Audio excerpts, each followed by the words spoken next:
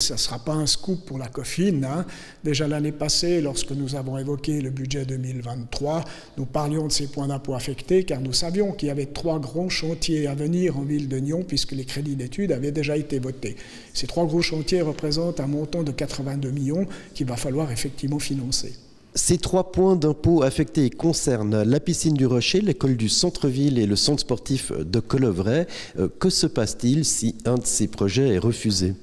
Effectivement, le canton nous a déconseillé l'année passée de faire des points affectés à un seul projet. Il n'y a plus que 3 communes dans le canton de Vaud qui ont ceci. Nous avons donc proposé des points affectés à ces 3 préavis, à ces 3 projets. Et si un des projets ne passait pas, eh bien effectivement, comme l'a dit tout à l'heure notre syndic, ce seraient les 2 autres projets qui seraient simplement financés plus rapidement. Et si aucun de ces projets ne passe la rampe ? Je pense qu'effectivement, là, la municipalité devrait réfléchir, mais de toute façon, les projets, normalement, nous aurons la réponse pratiquement en même temps que la réponse sur les 3 points d'impôt. Par contre, la réponse sur les 3 points d'impôt du Conseil communal ne présume pas d'un éventuel référendum, bien entendu. Et si référendum il y a, justement ? Alors effectivement, un référendum sur les points d'impôt, on sait que c'est un référendum facile à gagner, il faut être très clair, mais au moins la municipalité aura fait son travail et aura mis le Conseil devant ses responsabilités.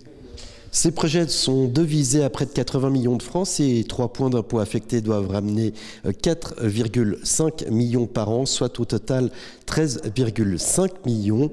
S'il y a référendum, si ces points d'impôt ne sont pas affectés, la ville de Nyon passera par l'emprunt et la dette. Oui, c'est tout à fait juste. Peut-être aussi dire pourquoi nous avons fait 3 ans. Normalement, effectivement, un point d'impôt affecté, il est affecté le temps de la durée d'amortissement, c'est-à-dire 30 ans. Et ça, la municipalité ne souhaitait pas le faire. Nous avons donc fait sur 2024, 2025 et 2026. Ce qui fait que nos successeurs pourront effectivement encore revenir en arrière s'ils le souhaitent.